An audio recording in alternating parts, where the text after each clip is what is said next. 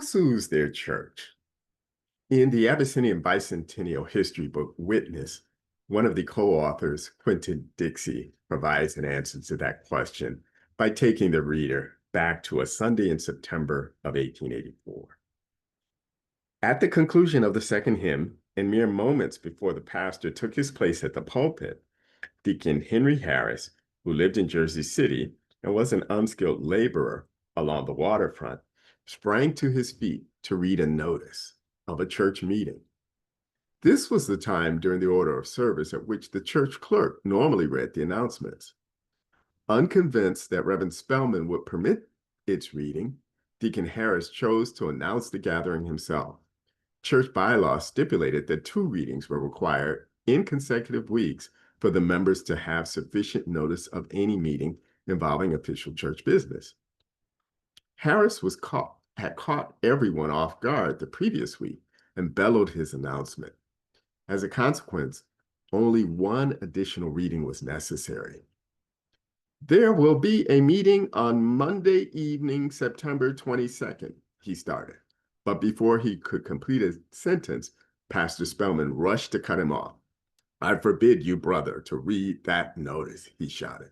Undeterred, Harris finished his statement. "For the purpose of electing 9 trustees." With this work finished, he headed toward his seat.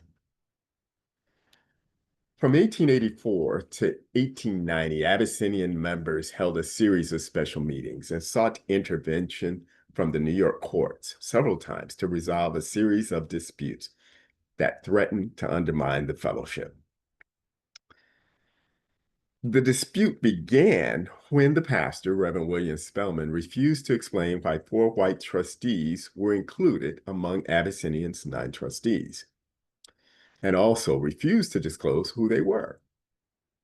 The tension eventually expanded to questions of the limits of pastoral authority, the improper role of trustees in declaring a pulpit vacancy, and an attempt by Reverend Spellman after his ouster to claim the Abyssinian Waverly Place church building and a portion of the income of the church, which was denied.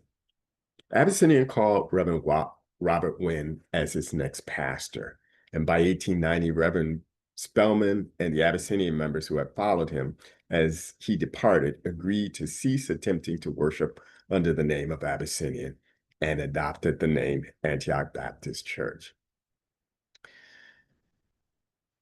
This legal matter allowed the church to move forward.